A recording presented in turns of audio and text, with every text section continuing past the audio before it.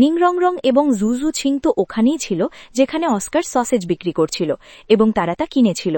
এখন এখানে স্কুলের প্রিন্সিপাল ফ্লেন্ডার সব বাচ্চাদের একটি লাইনে দাঁড় করান এবং সবার পরীক্ষা নেওয়া শুরু করেন। তিনি সবার আগে নিং রং রং এবং অস্কারকে ডেকে তাদের এই জায়গার 20টি চক্কর মারার আদেশ দেন এবং তাদের পাঠিয়ে দেন। বাকি বাচ্চাদের তিনি মিস্টার দাইয়ের থেকে এখানকার নিয়মকানুন বুঝে নিতে বলেন এবং তারপর তাংশাইনকে নিজের অফিসে ডাকার জন্য ডাকেন। সেখানে তারা গ্র্যান্ড মাস্টার সম্পর্কে কিছুটা কথা বলেন এবং তাংশাইন গ্র্যান্ড মাস্টারের অ্যাপ্রুভাল লেটার দেখায়, যাতে মূলত এটি লেখা ছিল যে তাংশাইনকে শ্রেক স্কুলে পড়ার অনুমতি দেওয়া হোক।